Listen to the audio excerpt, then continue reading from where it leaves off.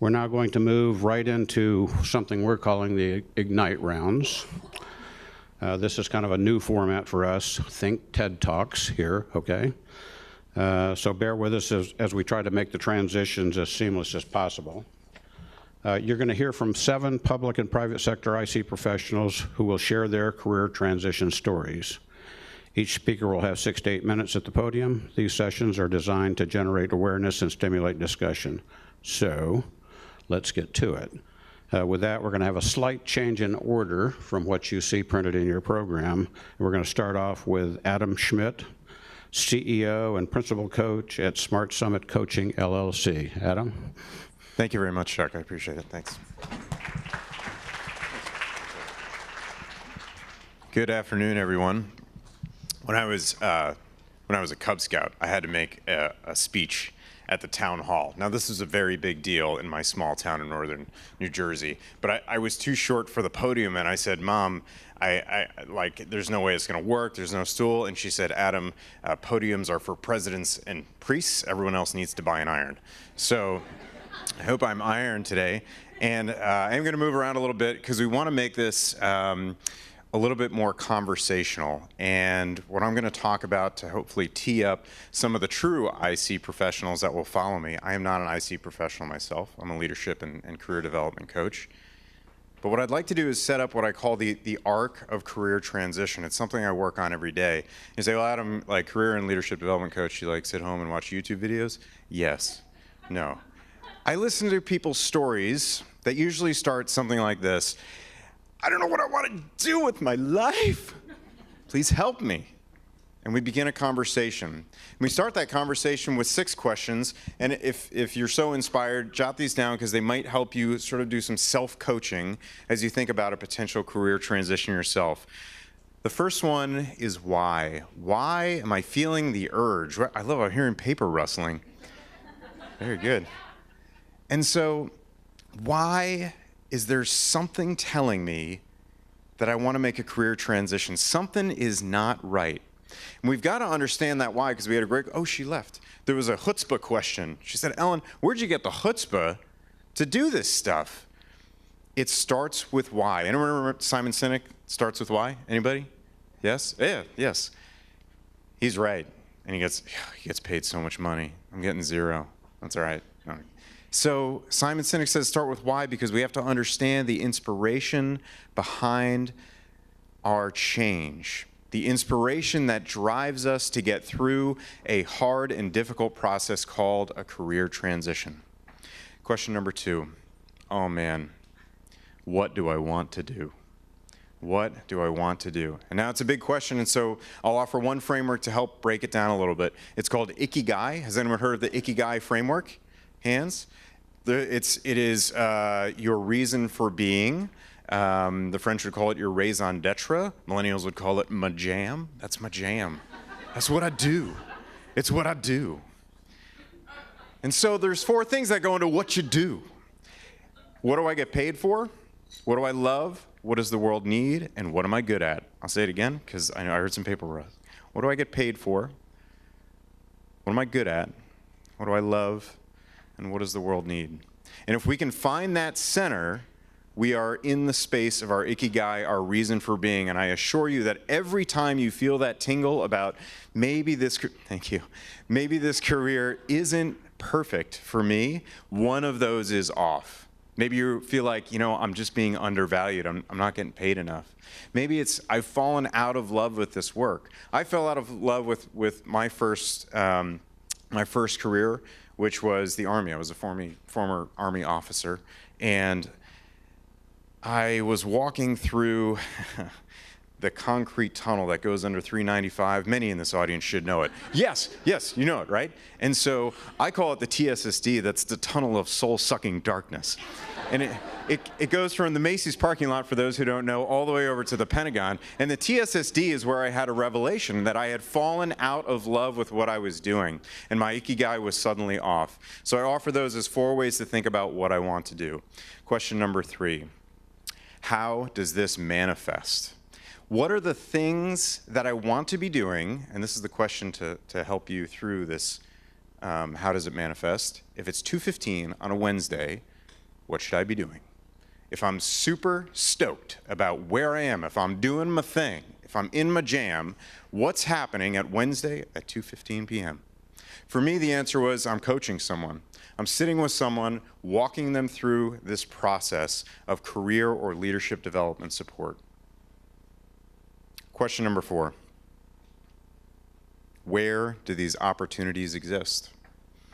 Let's revisit. We've gone from inspiration.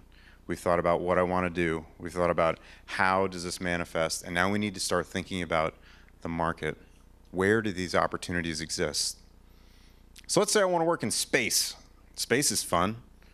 Must be. I've never been there, but those videos from the International Space Station are amazing, right? So I want to work in space. Okay. My inspiration is I'm not getting paid enough, and people in space must get paid a lot. Okay, that sounds good.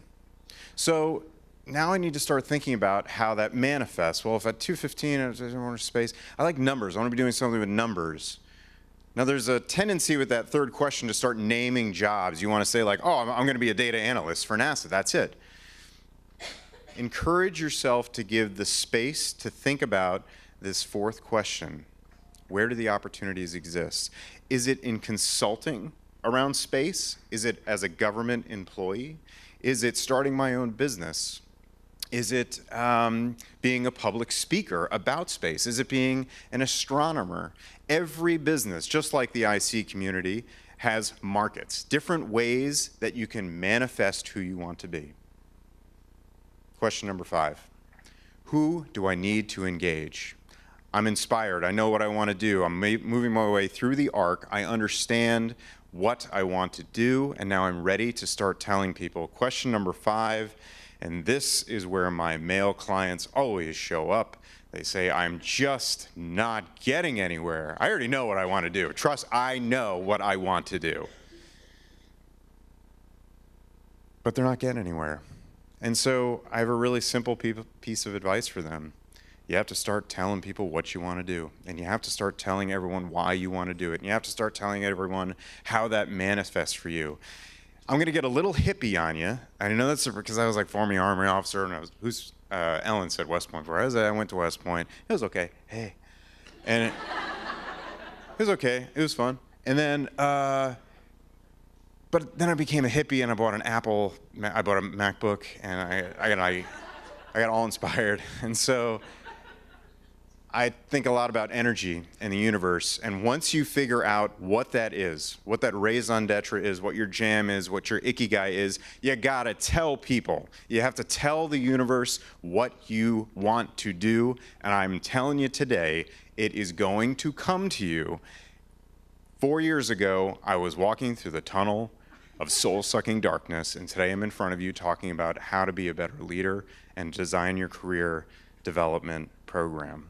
This is my ikigai, and I'm here to tell you that I had to tell people what I wanted to do to get here. Last question, when? When am I going to do this? This isn't like, when can I start my new job? No, this is about when am I so inspired to make this shift? Is it something I'm thinking about in the next 6 months, the next 12 months, the next 6 years? When is this shift going to happen? I'm going to be followed by folks with real jobs that do real things that are very important. As they talk to you about their career transitions, look back at the questions you've written down and reflect on which piece of their story are they sharing with you. Are they talking about their why? Are they talking about how they identified an opportunity? Are they talking about who they learned to engage? Are they talking about when they felt they should do this? I think it might be inspiring for you to think about what your story might look like if you follow this arc. I'm not going to be here long after this. I wish I could say I'm going to hang out, but check it out. My boss, Ellen, said something great. She said, I got tired of people telling me how to behave, or something to that effect. Let me tell you something. I got a 16-month at home with 102 fever, and when she wants more Daniel Tiger, you better produce, all right? So I'm not going to be here long, but my email address is adam@smartsummitcoaching.com. If there's anything I can ever do for any of you, please reach out. I will be followed by Sandra to begin some real stories about real people with real jobs. Thanks.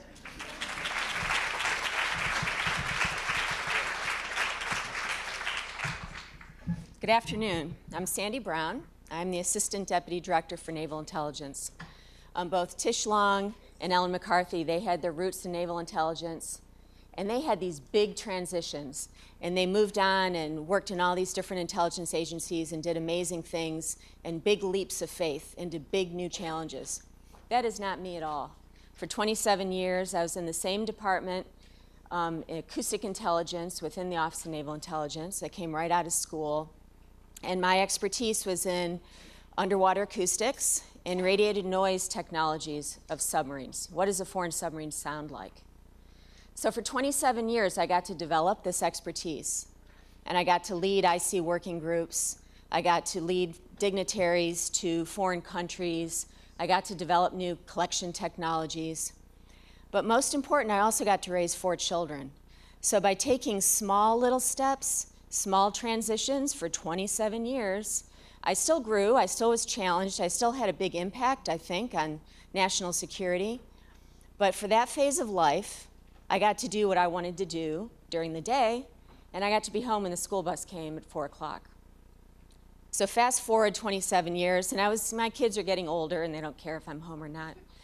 And my mentors were great, and so you need multiple mentors. Most of my mentors were men. But I had one female mentor who said, okay, come on, go, time to get out. Excuse me. And so I went on a joint duty assignment to the National Security Agency. And this was a big leap, because even though I'd worked with NSA for decades, I thought I knew what they did, totally did not. They're a much bigger organization. NavIntel, less than 4,000 people. NSA, 10 times that. So there's a big mission there that I didn't know about. Of course, I didn't know any of the people. They were also going through a very large transition of their own called NSA 21. So this is a big reorganization. So they went from a very wide and shallow organizational structure to a deep and narrow organizational structure. So when I arrived, no one knew what their job was, let alone what my job was supposed to be. And so they were focused on new org charts and roles and responsibilities. And my direct supervisor, we had people stretched over many different buildings. So his responsibility most often took him elsewhere. So I'm in this new job in an area that I am not familiar with and do not know. And I have leadership skills, I have business acumen, but I can't fall back on the core things that I have fallen back on for 27 years, which was underwater acoustics. No one cares about the Navy at NSA. Well, at least not the people I was with. And so I decided I'm going to leap in and I'm going to do whatever I can do to learn about these different ways, these different processes, whatever it is that they're doing at NSA and my team. So I was fortunate to be the Deputy Director for Telecommunications and Network Research. We had our own little building. They don't take tasking. They super brilliant people who identify a problem and they develop solutions and they transition it to the DoD and IC. So what can I do? So I'd identify a problem, I would jump in. I wanted to show that I could help. Even though I didn't know what I was doing, let me show I am useful. Well, unfortunately, what I was actually doing, at least in some situations, when I would jump in, I was actually doing someone else's job. And so I was communicating to the workforce, they weren't able to do it, or they were doing it wrong, so I needed to step in and do it for them. That was completely not my intention. Great respect for these folks. So we had some rubs, we had some difficult conversations, and we ended up documenting within the senior leadership roles and responsibilities under this new construct, who does what, when, why. And then we could communicate that to the workforce. So that could help everyone else understand how to do things more efficiently with all of these processes. How do you do physical security? How do you do hiring? How do you do contracting? How do you go out and talk to the customer and transition your issues? So a couple years ago when the Navy called me back, I'm now at the Pentagon.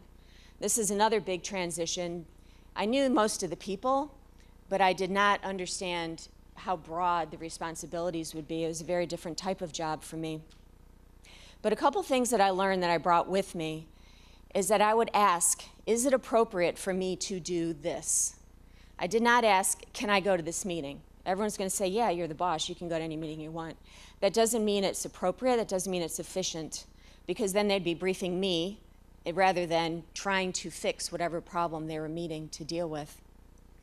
I also learned to ask, up, sideways, and down. How was this traditionally done? How did you do it last year? How did you do it 5 years ago?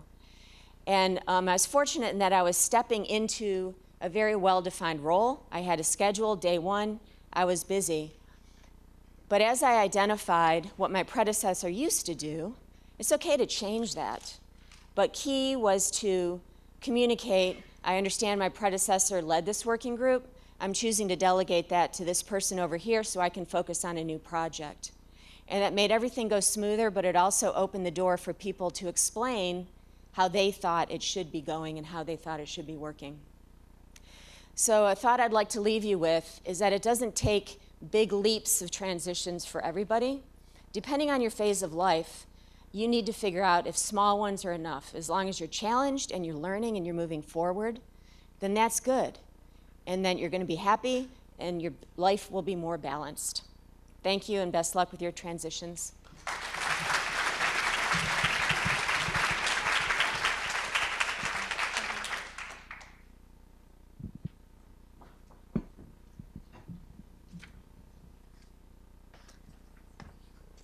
Actually going to use the podium here. All right, good afternoon. My name is Dawn Herndon, and I'm a senior associate at Booz Allen Hamilton, where I've worked for nearly 19 years, primarily providing a range of management consulting solutions and serving as a program manager across various contracts for IC clients. I have been asked to share some examples of transitions that I have encountered throughout my career, the catalyst for these changes, and some lessons learned from my experiences. First of all, transitions that we encounter in our lives, whether professional or personal, can be challenging as we move from a known and perhaps comfortable environment to an unknown and perhaps scary or unsettling environment. Change can be difficult. Throughout my career, I have gone through many transitions, whether it was changing teams, going back to school, focusing on a new functional area, changing roles, including taking on management roles, changing projects, moving from one client office to another, or completely moving from one IC agency altogether to another. All of these transitions were initiated as a result of different events. Some of these transitions were more difficult to handle than others, but these transitions offered the opportunity to do something different, meet and work with new people, learn about new and exciting areas and organizations, shift my perspective, and grow professionally in my career. For my remarks this afternoon, I'm going to highlight 3 transitions that I encountered in my career, the opportunities these changes have afforded me, and some lessons learned. One of the biggest transitions early in my career was when I decided to go back to graduate school, change teams within Booz Allen, and support a different IC agency all around the same time. These changes represented the beginning of me reinventing myself professionally and aligning to the type of work that most interests me and supported my career goals. While these transitions occurred about 14 years ago, it marked the beginning of me discovering what type of work I truly enjoyed and am passionate about, continuing to evolve my functional focus areas and determining my functional niche, and working with a team that shared the same general functional focus and interest. Another impactful transition during my career was my return from maternity leave. While the transition back to work after a 6-month period was not as difficult as I feared, or as people suggested it may be, the change in being a new mother meant a change in priorities and more constraints on my time, which meant a shift in my thinking and how I approach my work. It meant me coming to terms with the fact that I cannot do it all, and that it is vital to build and invest in that second team to support you. It also meant reestablishing the confidence that I could still move forward with my professional goals while being a working parent. The final transition experiences that I will share are related to moving from one client organization to another. After 11 years supporting one IC agency, I have moved twice in the last 3 years supporting other agencies. During both of these experiences, I left a known and perhaps comfortable environment to shift to a somewhat unknown environment, needed to learn about a new organization and its functions, and had to establish new relationships, both within these client organizations and also within Booz Allen. As a consultant, it is normal to change projects every so often, but it's not necessarily the norm in federal government consulting, and especially in the cleared space, to transition to completely new client spaces in such a relatively short period of time. However, while these transitions were a bit unsettling, because change is hard, both experiences afforded me the opportunity to grow professionally, including being promoted, gaining new functional skills, and expanding upon my experiences as a manager, working with different people and building new relationships, and ultimately broadening my perspective and knowledge. So yes, change can be scary, it can be unsettling, but transitions are an opportunity for us to grow as we move from a known, comfortable state to a less defined and perhaps uncomfortable state. From all of the transition stories that I have shared, I have learned the following. Take time to learn about your new environment to enable a smoother transition and to make the most informed decisions. That means speaking up and asking questions. And it's okay to ask questions. You are the new person. It is important to take the time to collect information about new roles, processes, environmental factors, etc., to make that gray transition period less gray. This also means taking the time to listen to the needs of the people around you, figuring out how to best support those needs, and ultimately determining how your goals and priorities align to those needs. This can serve as an excellent means of not only learning about your new environment and its challenges, but also as a means of establishing new relationships while perhaps offering up meaningful solutions with lasting impact to those around you. Secondly, when going through a transition, do not immediately concern yourself with what impact this change may have on any pre-established goals and/or timelines. Take a step back and reconsider whether these goals and timelines still make sense.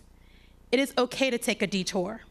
Sometimes we learn the most or have the most rewarding experiences as the result of a detour.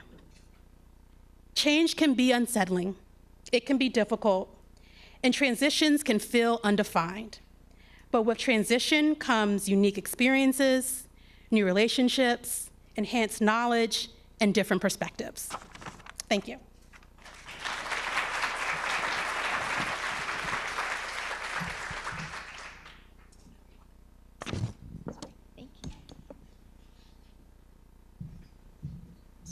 Good afternoon.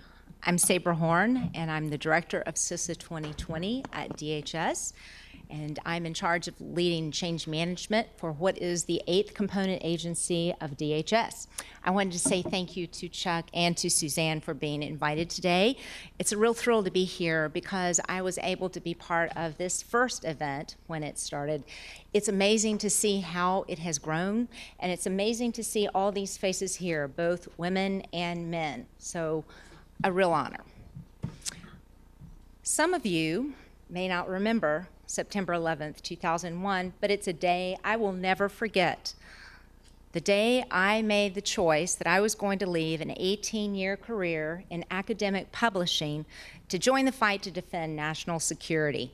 I had a very successful career in academic publishing. I had published over 500 books. I got to travel around the world. I had an amazing expense account that I miss a lot. I got to go to great hotels, great restaurants, and I had a wonderful time helping my authors bring their ideas to fruition. I loved that job. I was fulfilled and pleased. At the time, I was working with the Secret Service on a cybercrime book. This was back in 2000, when very few people knew anything about that topic. But it was my friends and my colleagues on that day in September who helped save their colleagues, who came to rescue their friends and their colleagues. And it was then that I changed my mind about how I was going to spend the rest of my life. And it's a day I'll never regret. So how did I make this transition? It took me several years to figure out how I might do so. At this point in my life, I had spent 18 years in academic publishing. I had a bachelor's in English, and I had absolutely no idea how I was going to pivot to national security. But I knew what I was passionate about, and I knew what I was motivated to do. First, I sought the advice of people that I knew who worked in DC and who worked in national security, who had an idea about how I might be able to make this transition. One of those connections connected me with a headhunter who I was able to speak to. The headhunter took a look at my resume, was very kind about it, but basically said, you have no way to make this transition unless you get a master's. Well, all right, yet one more roadblock, right? But I opened my mind to the possibility of graduate school, and I thought about how I might be able to marry my passions with spending some time in grad school at age 39. That was not very appealing, I might add. There was one option only when I researched all of the places that I could have gone that really appealed to me because of the research that they had and because of the data mining information that they were looking at the time, and that was Harvard Kennedy School of Government. I studied for 3 straight months to prepare for the GRE so that I could improve my scores and get into school there. I did. It was an amazing year, and I took advantage of every single opportunity that came to me. I took more classes than they wanted. I was able to attend winter session, and when I left, I realized I had learned so very much about what I hoped would be my chosen career.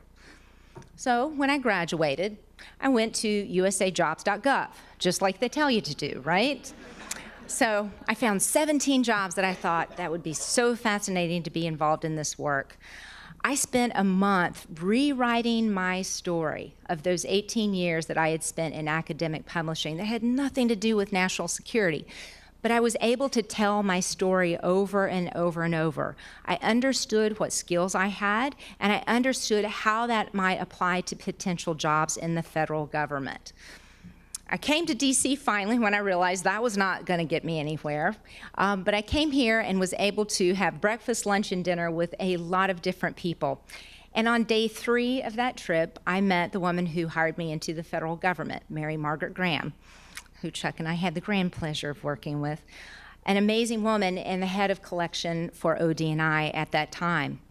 After only a 20-minute conversation, she decided to interview me, and after 2 weeks of studying about 12 hours a day before I headed to the OD&I, I was able to finally make my way to the intelligence community to prepare for that interview.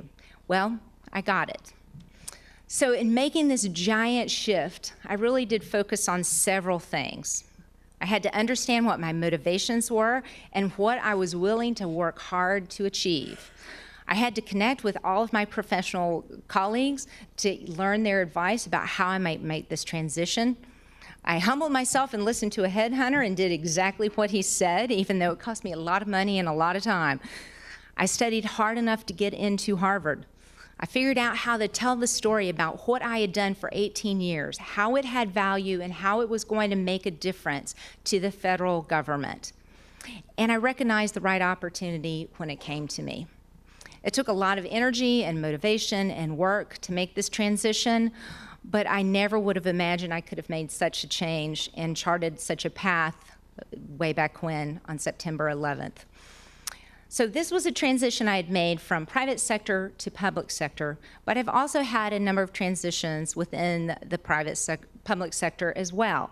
I've spent time at NSA, at DHS, and at Justice, as well as DNI. With each of these, I had to understand what my personal motivations were, but more importantly, I had to understand my professional motivations as well. Why did I want to make this change, as we heard at the beginning of this session? And what was it that I was going to be able to do to bring to bear to make a difference in that position? Each one of these jobs had advantages and disadvantages. I've learned the hard way, don't ever believe that this is a perfect solution because there is no perfect job. Always there will be some disadvantages. So recognizing that up front is a real help. But it's impossible to know the importance of the work that you can do before you get into a job. And that is the gamble. I think we're only able to really assess what we see before us, but we can't possibly know the opportunities that will befall us if we just keep our eyes open. This was how I ended up on a small team at the NSA in the days following the leaks of classified information by Edward Snowden. It was a very tough job hearing from my colleagues as to how those leaks impacted our nation's security. It was a devastating loss for the nation. I had 14-hour work days. There were lots of discouraging times, and it was heartbreaking to hear the stories from my colleagues. Those were dedicated civil servants who just wanted to keep this nation safe. When I was asked by the NSA Deputy Director to join the team, I did not hesitate to accept, although in retrospect, perhaps it wasn't the wisest decision because it was incredibly long, hard days. But I accepted because I knew I wanted to help.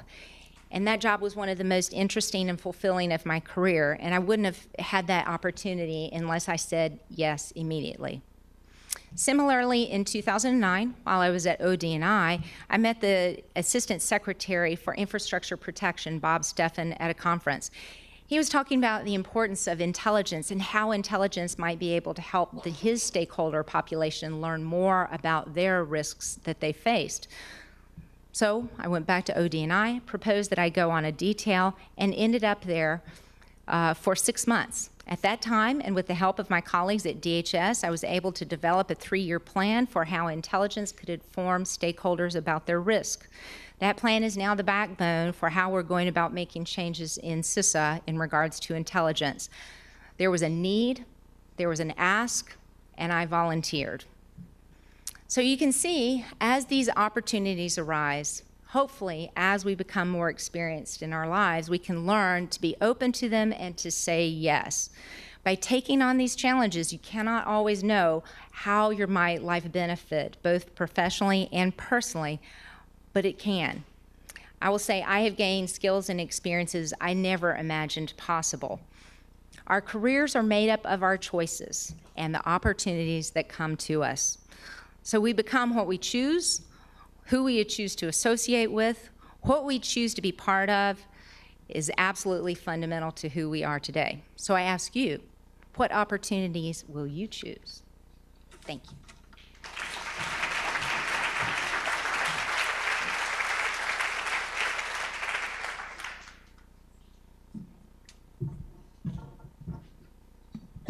Hi, I'm Allison, Melia from the Boeing company. Thanks for having me today. And before I get into all of my various career moves and lessons learned, which I hope will be helpful to some of you, I'd like to do what some of the other panelists have done so far today and talk a little bit about my why, who I am, and what motivates me, things that aren't necessarily in my official biography. So my father was a special forces officer in Vietnam, and later as an Army reservist, he ran an intelligence training school at Fort Devens in Massachusetts, alongside his civilian career in public education. So early on, I gained exposure to the intel discipline as well as the values of patriotism and service. And the other influence I'll mention is familiar to many of you as well. It happened early in my junior year of college, and that was 9/11. I'll never forget the confusion and anger and fear that followed in those weeks and months following. And more than anything, I wanted to understand what exactly had happened and why. So with that foundation, I joined the intelligence community in 2004, soon after graduating from college. My first intel job was as an analyst at DIA, and I loved it. I loved working in the classified world and supporting the warfighter. I loved living in DC and being part of the action on foreign policy. As I learned more about the IC, I decided that CIA was a better fit with my interests in terms of its AOR and its customer set. So I made the move up the river after about a year or so. Looking back, that was actually one of my easier transitions. I came in with a pretty good understanding of the IC, and on top of that, I underwent a rigorous 4-month training program where I learned everything I needed to know about the agency and my job. And at that time, I really didn't appreciate how rare an investment like that was on the part of my employer. I went on to spend an amazing decade at the CIA. I moved offices and analytic disciplines several times, and I had the opportunity to travel all over the world, manage teams, and do a couple of policy rotations, including on the National Security Council. So the biggest transition I made was the decision to leave government in 2015. Although I'd always loved the work, things were beginning to feel a bit stale. I was tired of editing pieces in the middle of the night, wondering what kind of impact I was really having. I had worked on some tough accounts and was starting to get jaded. As I thought about my next move, there really wasn't much that excited me inside the building, and I began to wonder if there was more out there. So I joined a small business intelligence firm in Arlington, just up the road, called Crumpton Group, which was founded by several retired CIA operations officers, including Ambassador Hank Crumpton.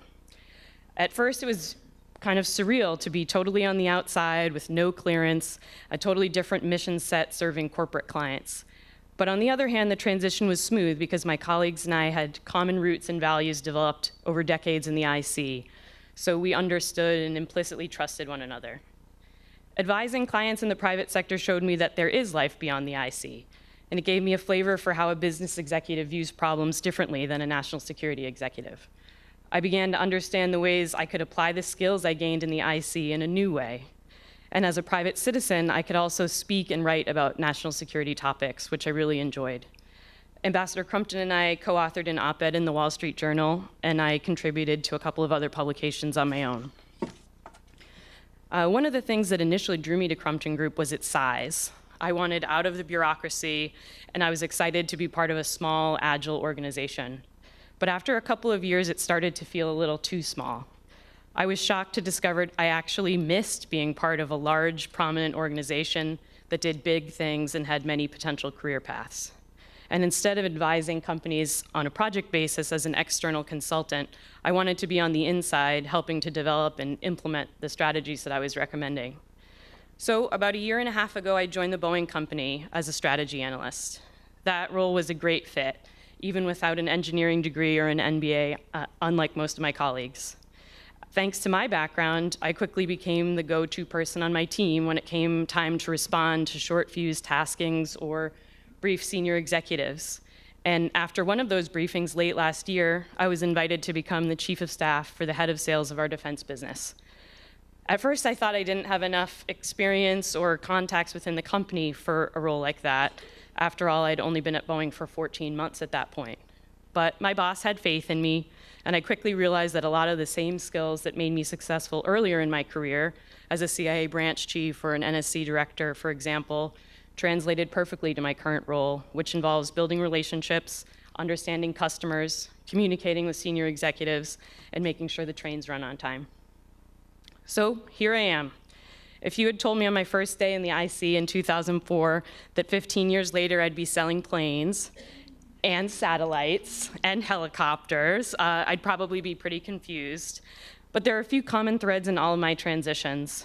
Although I'm out of government now, I'm still motivated by patriotism and service. I'm proud that Boeing's products protect the United States and create jobs for Americans. Almost every move I've made has involved a leap of faith, leaving jobs I enjoyed and was good at to get out of my comfort zone and make mistakes. That has invariably been hard and scary, and I always left before I really felt ready. A few things I've learned, though. One is that network is important, but your value proposition is more important. Employers want to see more than a cool resume. They might think you have a great background, but if they can't connect that with how you can help them achieve their business objectives, you won't get an interview. Once you make the jump, own your expertise, but be open to learning. Be humble. You're new and you don't have all the answers. At Boeing, many people, to include our CEO and other top executives, join the company as interns. So they're native speakers of a language that I'm studying for the first time. Newcomer status is a great excuse to learn and ask questions, so take advantage of that. But it can also be easy to get discouraged and overwhelmed when it feels like there's so much to learn. So it's important not to beat yourself up for not knowing everything the first time you walk into a room. And finally, follow the opportunities. Looking back, it's easy for me to describe the narrative arc of my career and how each piece fits together, but I still can't predict what's next. As they say, history never looks like history when you're living through it. So don't worry about planning out a perfect path. Take the opportunities as they come and be open to things. Some of my best jobs have been ones I wouldn't think of pursuing, but the opportunity presented itself and I was willing to give it a go. Don't ever think of your next job as the last job you'll ever have. Even if it doesn't work out the way you thought, you'll be wiser and better because of it. I wish you all the best in your own transitions, and thank you very much for your time today.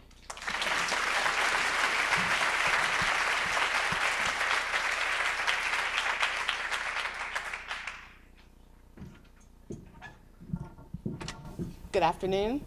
My name is Shanece Stevens. I'm from the National Geospatial Intelligence Agency.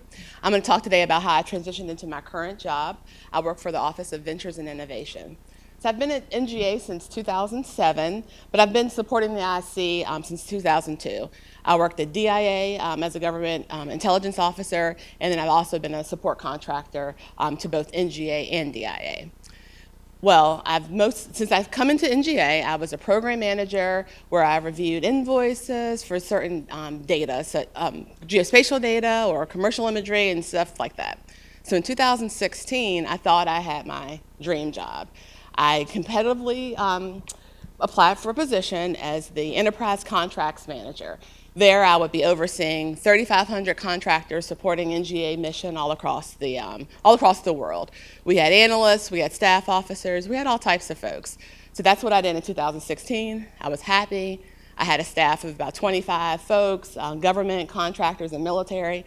It was like, what I thought I was meant to do. Well, I was comfortable there.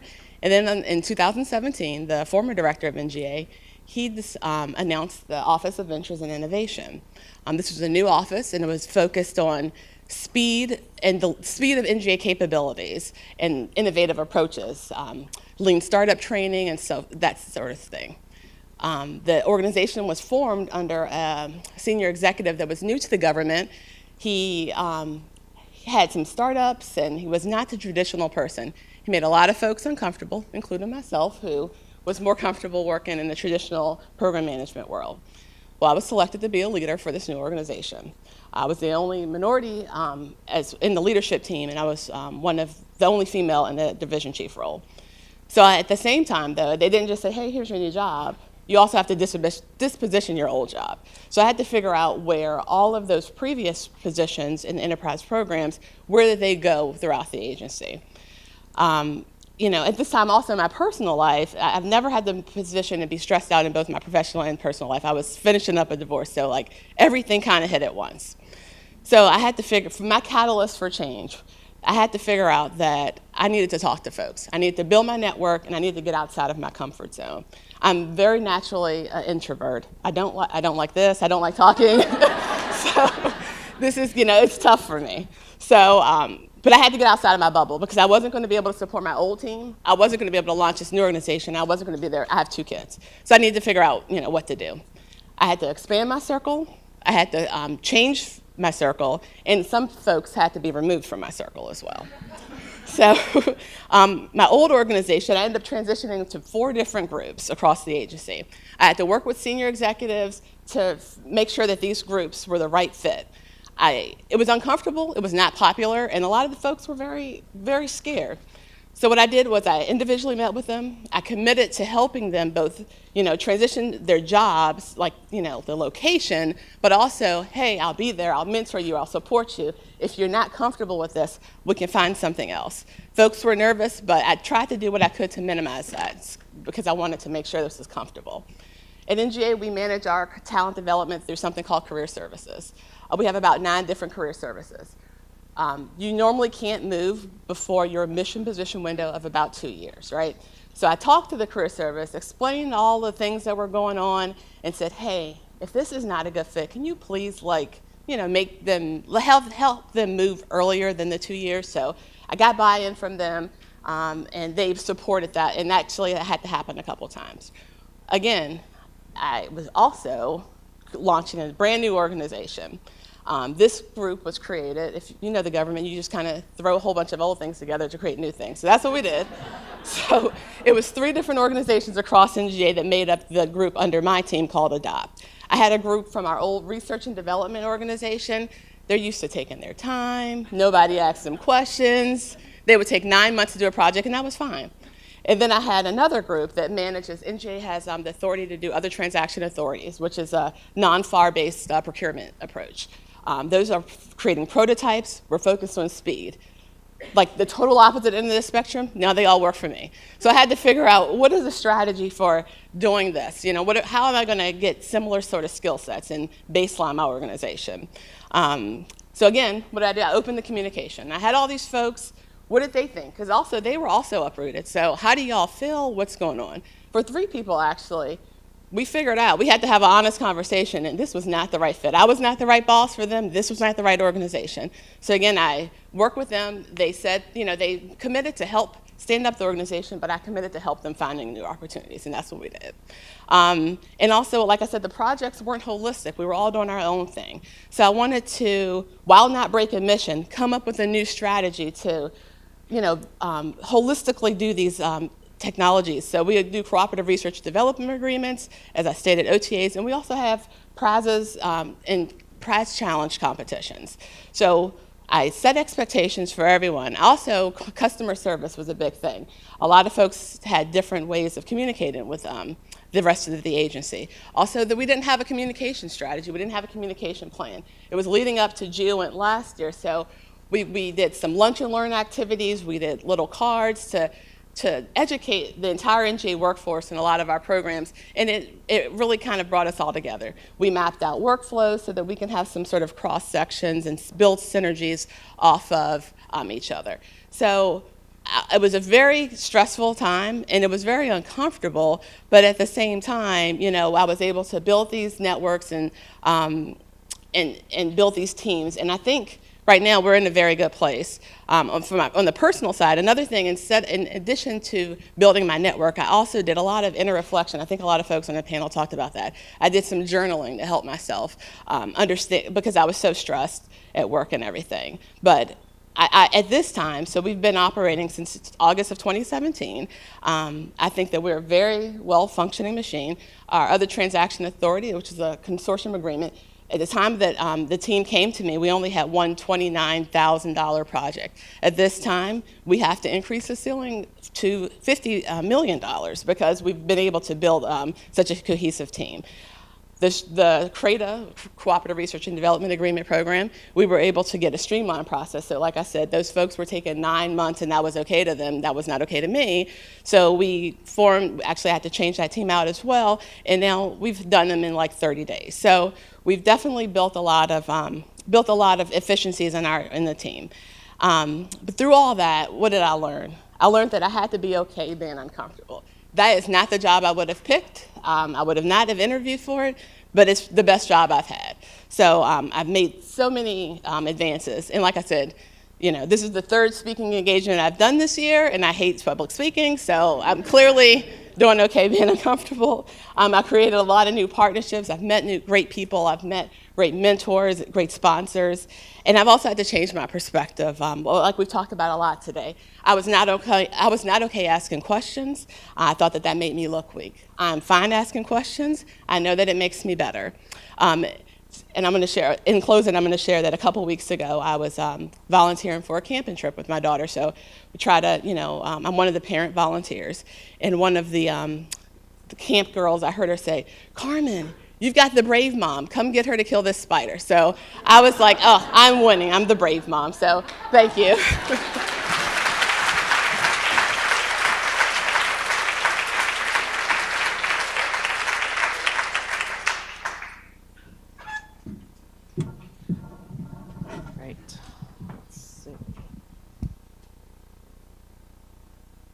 Can you hear me? Ooh.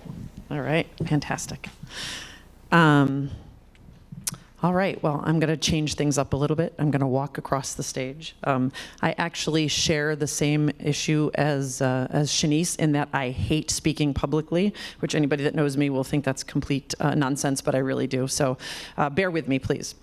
A couple things I want to start off with is, one, it really is an honor to stand here on this stage and look out at all of you, because the peers in this community and the leaders in this community are absolutely amazing. So I am honored that you're going to take the next 6 minutes and listen attentively to me. The second thing is I have a confession I really need to make right now, and that is, when I heard I was going to get to do a TED Talk, I thought that was fantastic, and I had this vision of me up here with the headpiece on, because, they said show up early so you can get mic'd up. And I don't know if anybody saw the Paula Abdul Billboard Awards. That was totally going to be me today. So instead I got a mic, so we're just going to try to go with that. So for those of you that I don't know, my name is Yvonne Vervet. I am a 25-year veteran of the aerospace and defense industry. If you're trying to do the math, I started when I was 14. My very first job was at Edwards Air Force Base on an 1,100-person contract in 1994, and I was in finance. I had a very glamorous job. I came in every Friday night at about 5 p.m., and I manually hand-coded 1,100 timesheets all Friday night. I assure you, I did not get this job in spite of being a woman. I got this job because they could find no one else to actually take the job, right? So that was fantastic. It was a great way to start my career. I was very fortunate to have a fantastic male mentor in that job who pretty quickly, he was a finance manager, and he was like, oh, your error rates are really good. Why don't you do this, and why don't you do that? And so I moved up pretty quickly through the ranks. So it's been a great journey. My primary role at ManTech for the last 5 years has been business development, which is, again, one of those things where you have to go out and talk to people, when if you don't really like to talk to people, that gets kind of hard. But I very much enjoyed it. So I wanted to impart to you a little bit today a couple of things that I feel like made me successful along the way. One is something we've actually talked about a little bit here today, and that is just the value of hard work, right? So your career is not Disneyland. There is no fast pass. There's nothing that you can buy that gets you to the head of the line. I mean, maybe like a degree from Harvard, but there's nothing that you can do that gets you to the head of the line. You just have to work hard. You have to work hard for years. You have to show up every day. You have to be dependable. You have to be trustworthy. You have to be smart. You have to be prepared, right? That's all there is. No big secret. Boy, I could probably stop there and have 3 minutes to spare, but I'm going to use my full amount of time. Oh my God, I totally forgot what I was going to say next. It was a good one, too. Hold on.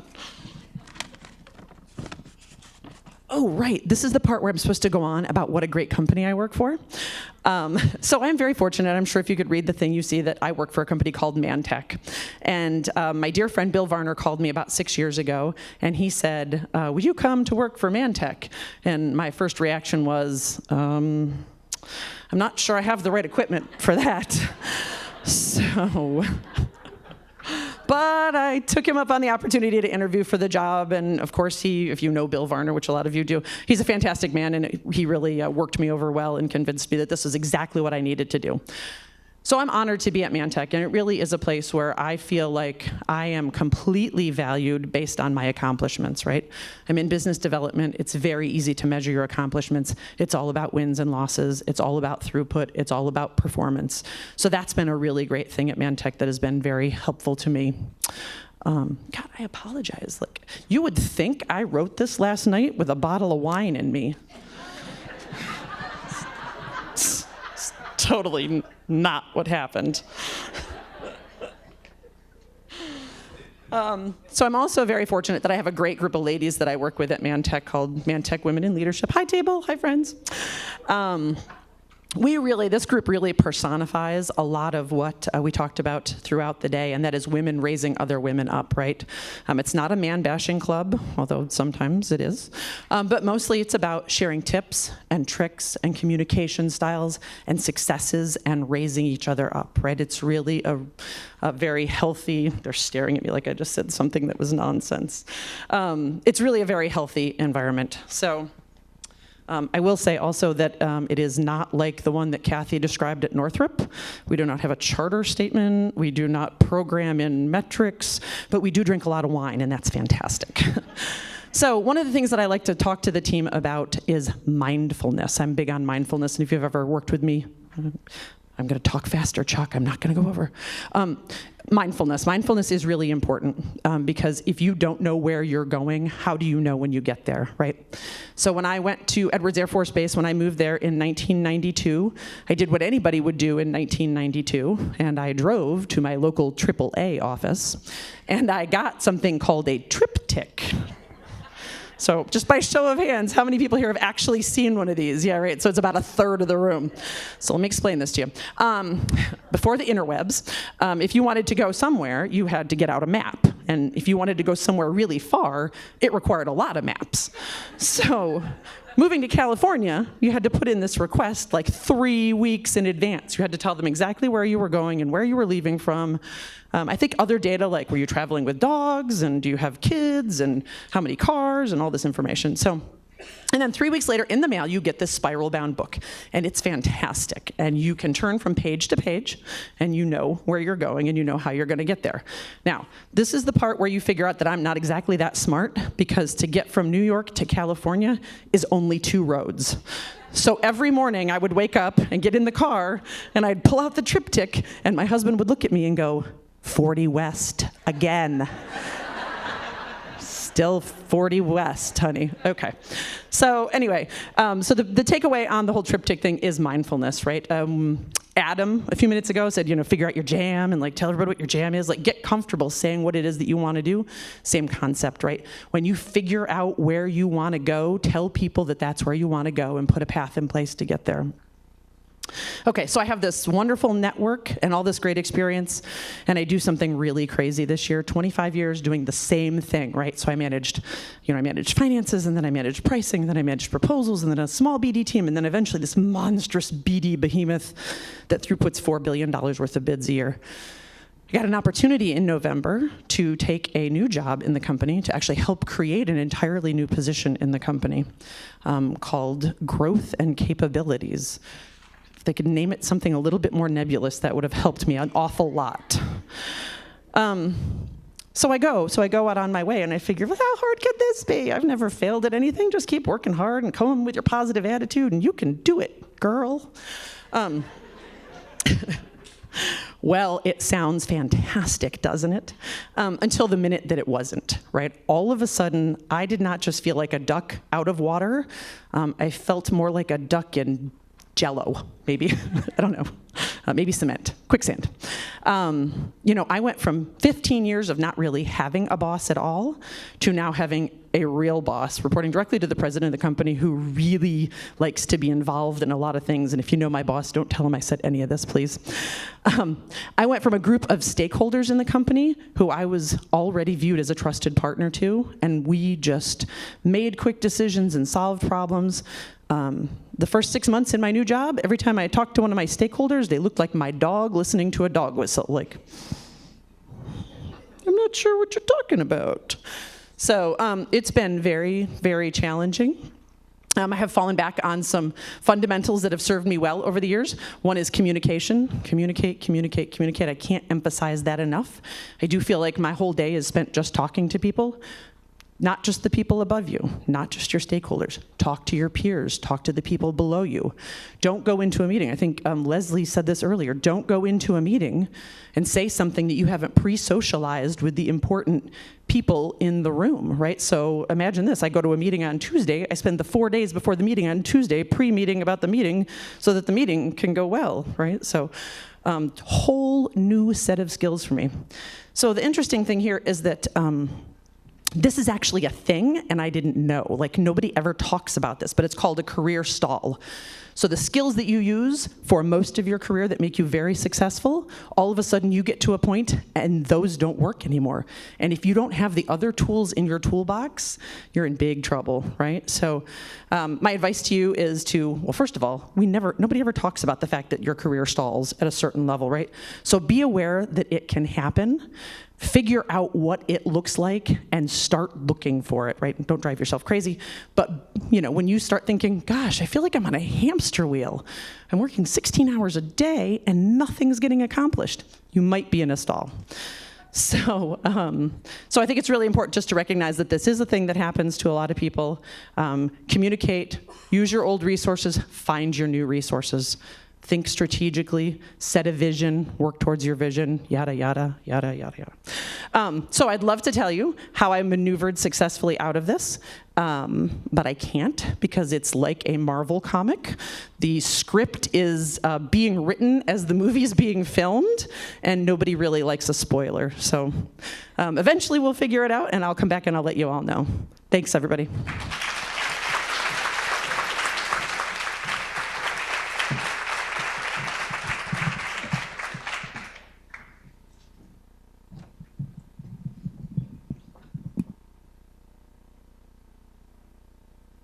Now, there we go. So about 6 months ago, this whole concept of Ignite keynotes was really just something that our staff here at INSA bounced around.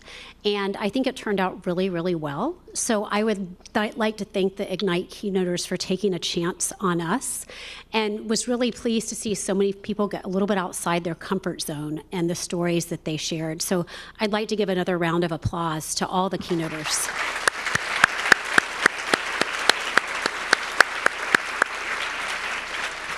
We're going to take a 15-minute break.